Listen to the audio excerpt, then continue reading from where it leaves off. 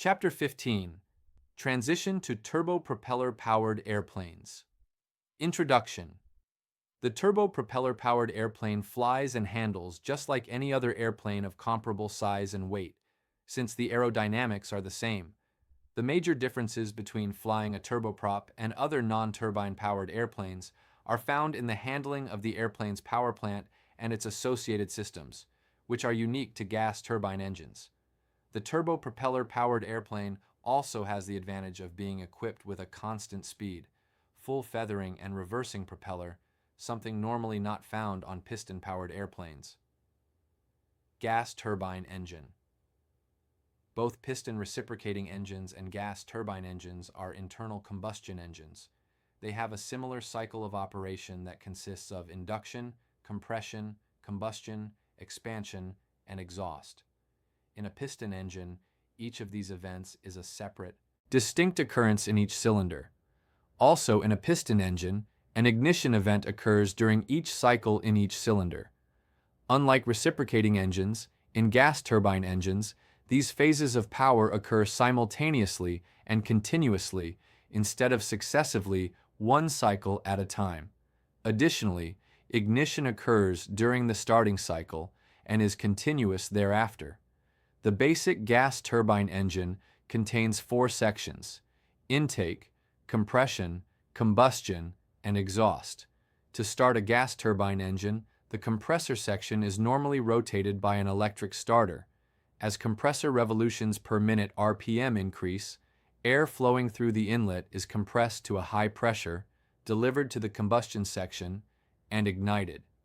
In gas turbine engines, not all of the compressed air is used to support combustion. Some of the compressed air bypasses the burner section within the engine to provide internal cooling. The fuel-air mixture in the combustion chamber burns in a continuous combustion process and produces a very high temperature, typically around 4,000 degrees Fahrenheit.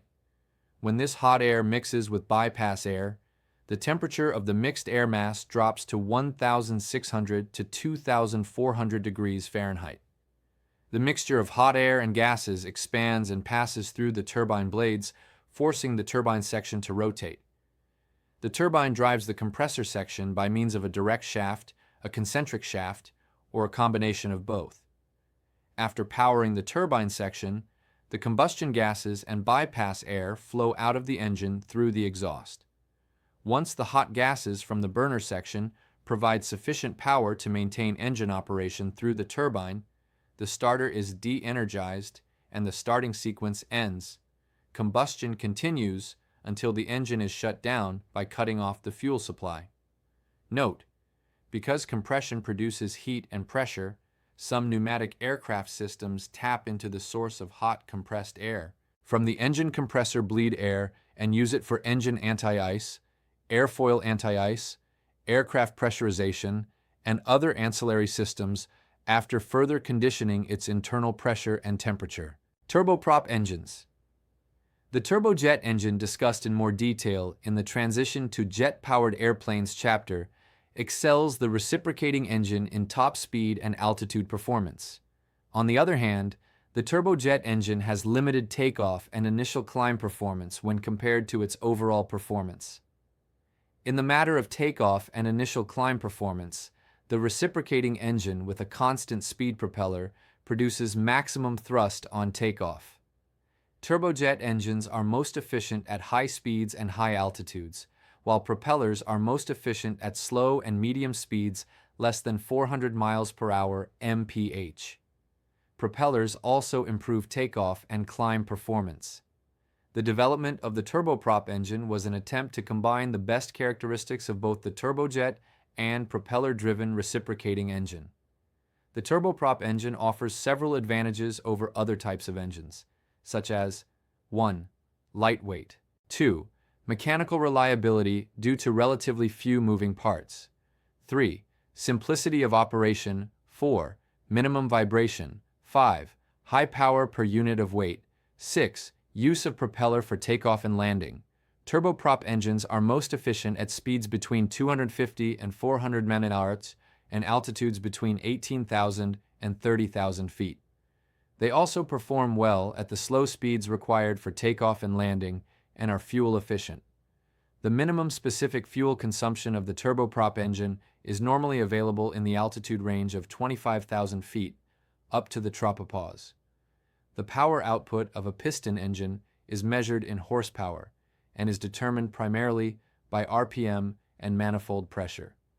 The power of a turboprop engine, however, is measured in shaft horsepower (SHP).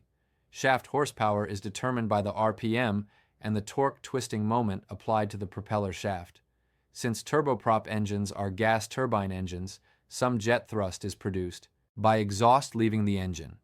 This thrust is added to the shaft horsepower to determine the total engine power, or equivalent shaft horsepower (ESHP). Jet thrust usually accounts for less than 10% of the total engine power. Although the turboprop engine is more complicated and heavier than a turbojet engine of equivalent size and power, it delivers more thrust at low subsonic airspeeds. However, the advantages decrease as flight speed increases. In normal cruising speed ranges, the propulsive efficiency output divided by input of a turboprop decreases as speed increases. The propeller of a typical turboprop engine is responsible for roughly 90% of the total thrust under sea-level conditions on a standard day. The excellent performance of a turboprop during takeoff and climb is the result of the ability of the propeller to accelerate a large mass of air while the airplane is moving at a relatively low ground and flight speed. Turboprop, however, should not be confused with turbo-supercharged or similar terminology. All turbine engines have a similarity to normally aspirated non-supercharged reciprocating engines in that maximum available power decreases almost as a direct function of increased altitude. Although power decreases as the airplane climbs to higher altitudes, engine efficiency in terms of specific fuel consumption, expressed as pounds of fuel consumed per horsepower per hour, is increased. Decreased specific fuel consumption plus the increased true airspeed at higher altitudes is a definite advantage of a turboprop engine. All turbine engines should operate within their limiting temperatures, rotational speeds, and in the case of turboprops, torque. Depending on the installation, the primary parameter for power setting might be temperature, torque, fuel flow, or RPM, either propeller RPM, gas generator compressor RPM, or both. In cold weather conditions, torque limits can be exceeded while temperature limits are still within acceptable range. In hot weather conditions, the maximum temperature limits may be exceeded without exceeding torque limits. In any weather, reaching one of these operating limits normally occurs before the pilot moves the throttles to the full forward position. The transitioning pilot should understand the importance of knowing and observing limits on turbine engines. An over-temperature or over-torque condition that lasts for more than a few seconds can destroy internal engine components. Turboprop engine types. Fixed shaft. One type of turboprop engine is the fixed shaft constant speed type, such as the Garrett TPE331. In this type engine, ambient air is directed to the compressor section through the engine inlet. An acceleration diffusion process in the two-stage compressor increases air pressure and directs it rearward to a combustor. The combustor is made up of a combustion chamber, a transition liner, and a turbine plenum. Atomized fuel is added to the air in the combustion chamber. Air also surrounds the combustion chamber to provide for cooling and insulation of the combustor. The gas mixture is initially ignited by high-energy igniter plugs, and the expanding combustion gases flow to the turbine. The energy of the hot, high-velocity gases is converted to torque on the main shaft by the turbine rotors. The reduction gear converts the high RPM low torque of the main shaft to low RPM high torque to drive the accessories and the propeller. The spent gases leaving the turbine are directed to the atmosphere by the exhaust pipe. Most of the air passing through the engine provides internal cooling. Only about 10% of the air that passes through the engine is actually used in the combustion process. Up to approximately 20% of the compressed air may be bled off for the purpose of heating, cooling, cabin pressurization, and pneumatic systems. over half the engine power is devoted to driving the compressor, and it is the compressor that can potentially produce very high drag in the case of a failed windmilling engine. In the fixed-shaft, constant-speed engine, the engine RPM may be varied within a narrow range of 96% to 100%. During ground operation, the RPM may be reduced to 70%. In flight, the engine operates at a constant speed that is maintained by the governing section of the propeller. Power changes are made by increasing fuel flow and propeller blade angle rather than engine speed. An increase in fuel flow causes an increase in temperature and a corresponding increase in energy available to the turbine. The turbine absorbs more energy and transmits it to the propeller in the form of torque. The increased torque forces the propeller blade angle to be increased to maintain the constant speed. Turbine temperature is a very important factor to be considered in power production. It is directly related to fuel flow and thus to the power produced. It needs to be limited because of strength and durability of the material in the combustion and turbine section. The control system schedules fuel flow to produce specific temperatures and to limit those temperatures so that the temperature tolerances of the combustion and turbine sections are not exceeded. The engine is designed to operate for its entire life at 100%. All of its components, such as compressors and turbines, are most efficient when operated at or near the RPM design point. Power plant engine and propeller control is achieved by means of a power lever and a condition lever for each engine. There is no mixture control and/or RPM lever as found on piston-engine airplanes. On the fixed-shaft, constant-speed turboprop engine, the power lever is advanced or retarded to increase or decrease forward thrust. The power lever is also used to provide reverse thrust. The condition lever sets the desired engine RPM within a narrow range between that appropriate for ground operations and flight. Power plant instrumentation in a fixed-shaft turboprop engine typically consists of the following basic indicators. 1. Torque or horsepower. 2. Inner turbine temperature ITT3. Fuel flow. 4. RPM. Torque, developed by the turbine section, is measured by a torque sensor. The torque is then reflected on the instrument panel horsepower gauge, calibrated in horsepower times 100. ITT is a measurement of the combustion gas temperature between the first and second stages of the turbine section. The gauge is calibrated in degrees Celsius. Propeller RPM is reflected on a tachometer as a percentage of maximum RPM. Normally, a vernier indicator on the gauge dial indicates RPM in 1% graduations as well. The fuel flow indicator indicates fuel flow rate in pounds per hour. Propeller feathering in a fixed-shaft, constant-speed turboprop engine is normally accomplished with the condition lever.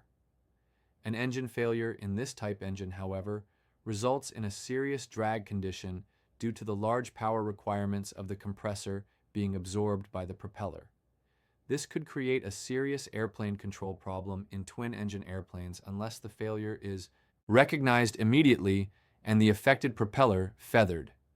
For this reason, the fixed-shaft turboprop engine is equipped with negative torque sensing, NTS.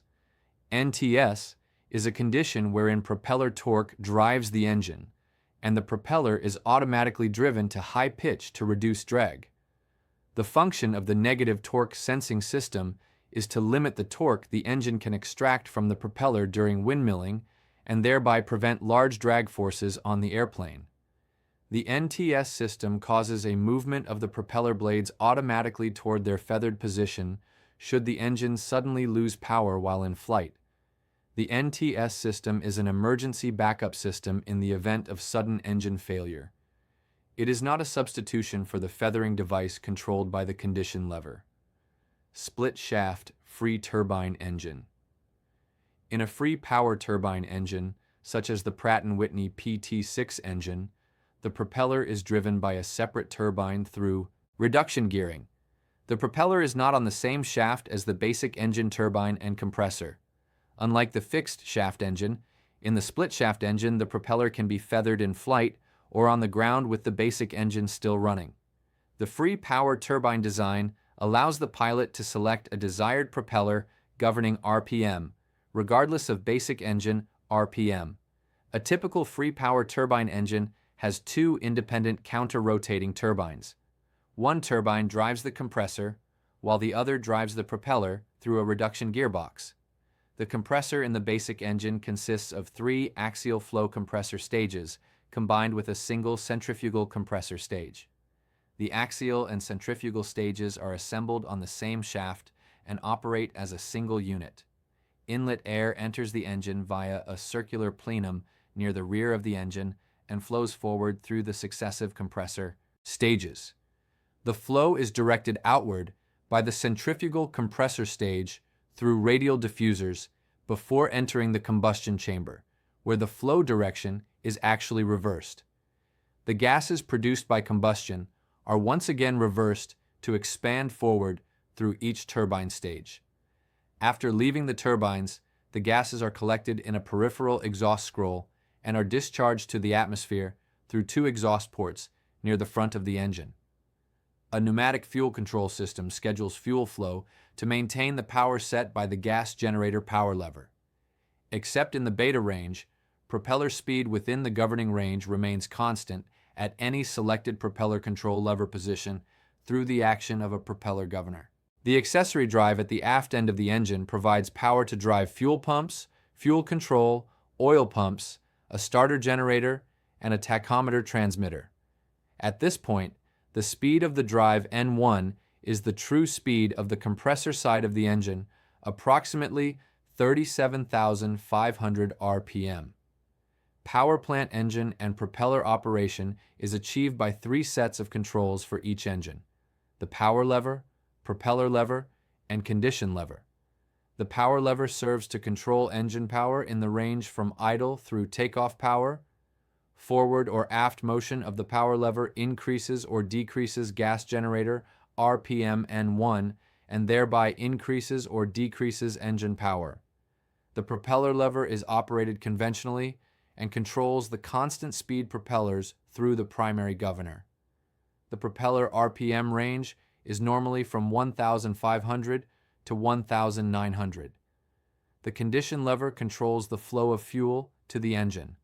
Like the mixture lever in a piston-powered airplane, the condition lever is located at the far right of the power quadrant.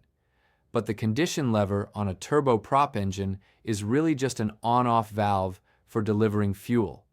There are high idle and low idle positions for ground operations, but condition levers have no metering function. Leaning is not required in turbine engines. This function is performed automatically by a dedicated fuel control unit. Engine instruments in a split-shaft free turbine engine typically consist of the following basic indicators: 1. ITT indicator, 2. Torquemeter, 3. Propeller tachometer, 4. N, 1 gas generator tachometer, 5. Fuel flow indicator, 6. Oil temperature pressure indicator. The ITT indicator gives an instantaneous reading of engine gas temperature between the compressor turbine and the power turbines. The torque meter responds to power lever movement and gives an indication in foot-pounds of the torque being applied to the propeller. Because in the free turbine engine, the propeller is not attached physically to the shaft of the gas turbine engine, two tachometers are justified, one for the propeller and one for the gas generator. The propeller tachometer is read directly in revolutions per minute. The N1 or gas generator is read in percent of RPM. In the Pratt & Whitney PT6 engine, it is based on a figure of 37,000 RPM at 100%. Maximum continuous gas generator is limited to 38,100 RPM or 101.5% N1. The ITT indicator and torque meter are used to set takeoff power. Climb and cruise power are established with the torque meter and propeller tachometer while observing ITT limits. Gas generator N1 operation is monitored by the gas generator tachometer. Proper observation and interpretation of these instruments provide an indication of engine performance and condition. Reverse thrust and beta range operations. The thrust that a propeller provides is a function of the angle of attack AOA at which the air strikes the blades, and the speed at which this occurs. The AOA varies with the pitch angle of the propeller.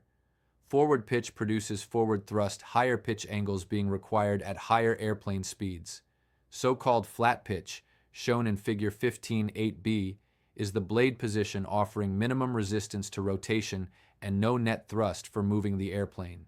The feathered position is the highest pitch angle obtainable. The feathered position produces no forward thrust. The propeller is generally placed in feather only in case of in-flight engine failure to minimize drag and prevent the air from using the propeller as a turbine. In the reverse pitch position, the engine propeller turns in the same direction as in the normal forward pitch position, but the propeller blade angle is positioned to the other side of flat pitch. In reverse pitch, air is pushed away from the airplane rather than being drawn over it. Reverse pitch results in braking action rather than forward thrust of the airplane. It is used for backing away from obstacles when taxiing, controlling taxi speed, or to aid in bringing the airplane to a stop during the landing roll. Reverse pitch does not mean reverse rotation of the engine. The engine delivers power just the same, no matter which side of flat pitch the propeller blades are positioned. With a turboprop engine, in order to obtain enough power for flight, the power lever is placed somewhere between flight idle, in some engines referred to as high idle, and maximum. The power lever directs signals to a fuel control unit to manually select fuel. The propeller governor selects the propeller pitch needed to keep the propeller engine on speed. This is referred to as the propeller governing or alpha mode of operation. When positioned aft of flight idle, however, the power lever directly controls propeller blade angle. This is known as the beta range of operation. The beta range of operation consists of power lever positions from flight idle to maximum reverse. Beginning at power lever positions just aft of flight idle, propeller blade pitch angles become progressively flatter with aft movement of the power lever until they go beyond maximum flat pitch and into negative pitch, resulting in reverse thrust. While in a fixed shaft, constant speed engine, the engine speed remains largely unchanged as the propeller blade angles achieve their negative values.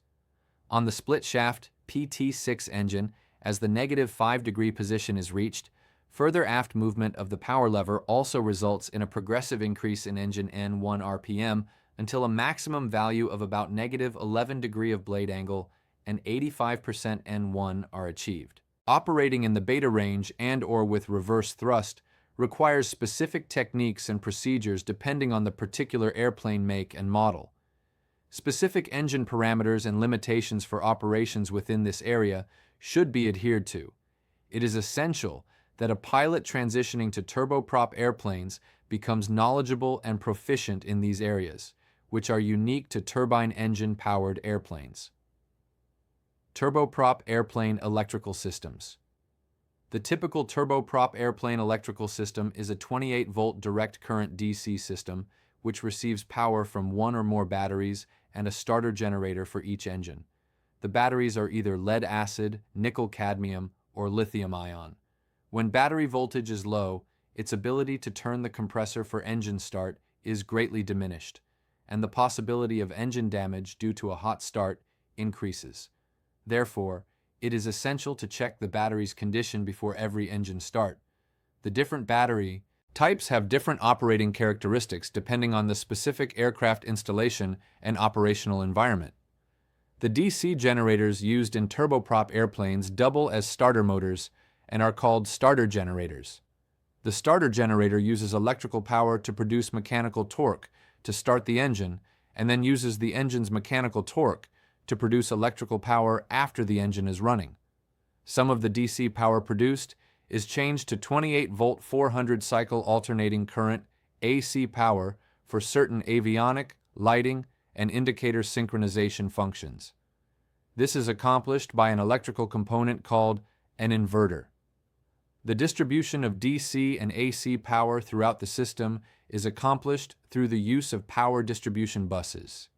These buses, as they are called, are actually common terminals from which individual electrical circuits get their power. Buses are usually named for what they power avionics bus, for example, or for where they get their power right generator bus, battery bus. The distribution of DC and AC power is often divided into functional groups buses that give priority to certain equipment during normal and emergency operations. Main buses serve most of the airplane's electrical equipment. Essential buses feed power to equipment having top priority. Multi-engine turboprop airplanes normally have several power sources, at least one generator per engine, and at least one battery for the airplane. The electrical systems are usually designed so that any bus can be energized by any of the power sources. For example, a typical system has a left and right engine generator-powered bus. While these buses are normally isolated, they may be fed from other power sources. However, in the event of a short circuit, the bus remains isolated. Pilots should refer to the appropriate checklist when an electrical fault occurs. Power distribution buses are protected from short circuits and other malfunctions by a type of fuse called a current limiter. In the case of excessive current supplied by any power source, the current limiter opens the circuit and thereby isolates that power source and separates the affected bus from the system. If this occurs, pilots should refer to the appropriate checklist. Operational considerations.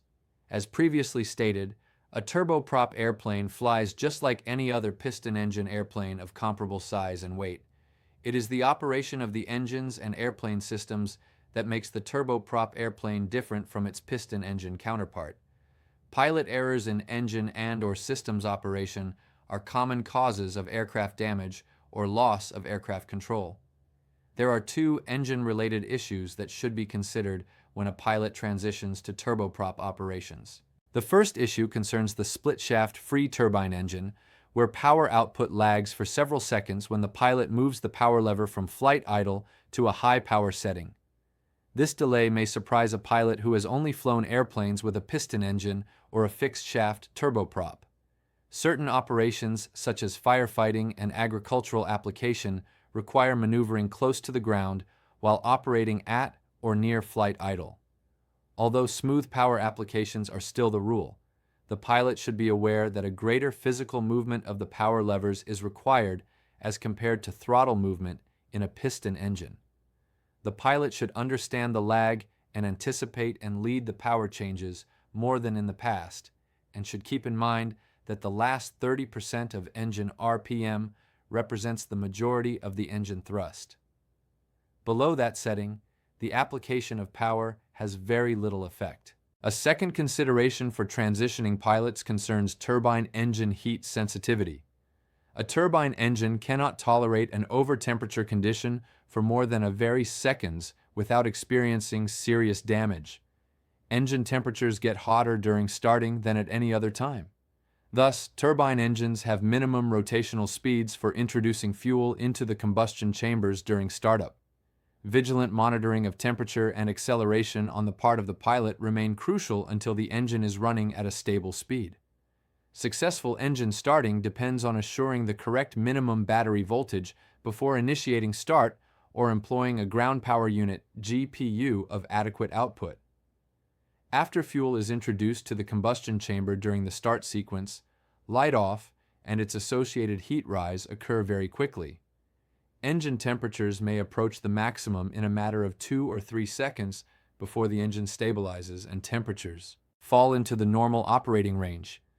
During this time, the pilot should watch for any tendency of the temperatures to exceed limitations and be prepared to cut off fuel to the engine. An engine tendency to exceed maximum starting temperature limits is termed a hot start.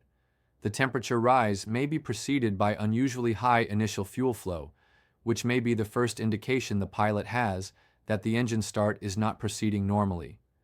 Serious engine damage occurs if the hot start is allowed to continue. A condition where the engine is accelerating more slowly than normal is termed a hung start or false start. During a hung start, false start, the engine may stabilize at an engine RPM that is not high enough for the engine to continue to run without help from the starter. This is usually the result of low battery power or the starter not turning the engine fast enough for it to start properly. Takeoffs in turboprop airplanes are not made by automatically pushing the power lever full forward to the stops. As stated earlier, depending on conditions, takeoff power may be limited by either torque or by engine temperature. Normally, the power lever position on takeoff is somewhat aft of full forward. Takeoff and departure in a turboprop airplane, especially a twin-engine cabin-class airplane, should be accomplished in accordance with a standard takeoff and departure profile developed for the particular make and model. The takeoff and departure profile should be in accordance with the airplane manufacturer's recommended procedures as outlined in the Federal Aviation Administration FAA approved airplane flight manual and/or the Pilot's Operating Handbook AFMPOH. The increased complexity of turboprop airplanes makes the standardization of procedures a necessity for safe and efficient operation. The transitioning pilot should review the profile procedures before each takeoff to form a mental picture of the takeoff and departure process. For any given high horsepower operation, the pilot can expect that the engine temperature will climb as altitude increases at a constant power. On a warm or hot day, maximum temperature limits may be reached at a rather low altitude, making it impossible to maintain high horsepower to higher altitudes. Also, the engine's compressor section has to work harder with decreased air density. Power capability is reduced by high-density altitude, and power use may have to be modulated to keep engine temperature within limits. In a turboprop airplane, the pilot can close the throttles at any time without concern for cooling the engine too rapidly. Consequently, rapid descents with the propellers in low pitch can be dramatically steep. Like takeoffs and departures, approach and landing should be accomplished in accordance with a standard approach and landing profile. However, when flying an airplane equipped with a split-shaft-free turbine engine, the pilot should anticipate the demand for power and account for any lag in spool-up time. A stabilized approach is an essential part of the approach and landing process. In a stabilized approach, the airplane, depending on design and type, is placed in a stabilized descent on a glide path, ranging from 2.5 to 3.5 degrees. The speed is stabilized at some reference from the AFMPOH, usually 1.25 to 1.30 times the stall speed in approach configuration. The descent rate is stabilized from 500 fpm to 700 fpm until the landing flare.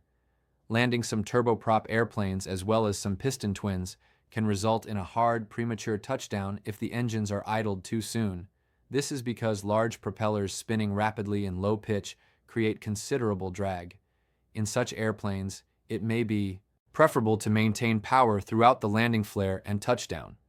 Once firmly on the ground, propeller beta range operation dramatically reduces the need for braking in comparison to piston airplanes of similar weight. Training considerations. The medium and high altitudes at which turboprop airplanes are flown provide an entirely different environment in terms of regulatory requirements, airspace structure, physiological requirements, and even meteorology. The pilot transitioning to turboprop airplanes, particularly those who are not familiar with operations in the high-medium altitude environment, should approach turboprop transition training with this in mind. Thorough ground training should cover all aspects of high-medium altitude flight, including the flight environment, weather, flight planning and navigation, physiological aspects of high-altitude flight, oxygen and pressurization system operation, and high-altitude emergencies. Flight training should prepare the pilot to demonstrate a comprehensive knowledge of airplane performance, systems, emergency procedures, and operating limitations, along with a high degree of proficiency in performing all flight maneuvers and in-flight emergency procedures. The training outlined below covers information used by pilots to operate safely at high altitudes. Ground training. 1. High-altitude flight environment A. Airspace and reduced vertical separation, minimum RVSM operations B. Title 14, Code of Federal Regulations, 14 CFR, Part 91, Section 91.211, Requirements for use of supplemental oxygen. 2. Weather A. Atmosphere. B. Winds and clear air turbulence. C. Icing. 3. Flight planning and navigation. A. Flight planning. B. Weather charts. C. Navigation. D. Navigation aids. NAVA IDs. E. High altitude redesign. HARF. R. Navi required navigation. Performance. RNP. And receiver. Autonomous integrity monitoring. RAIM prediction. 4. Physiological training. A. Respiration. B. Hypoxia. C. Effects of prolonged oxygen use. D. Decompression sickness. E. Vision. F. Altitude chamber optional. 5. High altitude systems and components. A. Oxygen and oxygen equipment. B. Pressurization systems. C. High altitude components. 6. Aerodynamics and performance factors. A. Acceleration and deceleration. B. Gravity G-forces. C. Mach tuck and Mach critical turbojet airplanes. D. Swept wing concept. 7. Emergencies. A. Decompression. B. Donning of oxygen masks. C. Failure of oxygen mask or complete loss of oxygen supply system. D. In-flight fire. E. Flight into severe turbulence or thunderstorms. F. Compressor stalls. Flight training 1. Pre-flight briefing. 2. Pre-flight planning. A. Weather briefing and considerations. B. Course plotting. C. Airplane Flight Manual. AFMD. Flight plan. 3. Pre-flight inspection. A. Functional test of oxygen system, including the verification of supply and pressure, regulator operation, oxygen flow, mask fit, and pilot and air traffic control. ATC communication using mask microphones. 4. Engine start procedures, run-up, takeoff, and initial climb.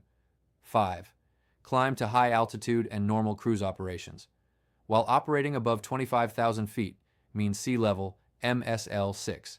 Emergencies. A. Simulated rapid decompression, including the immediate donning of oxygen masks.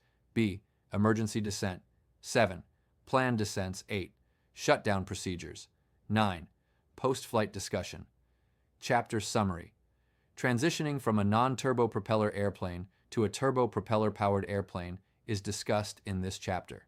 The major differences are introduced, specifically handling, power plant, and the associated systems.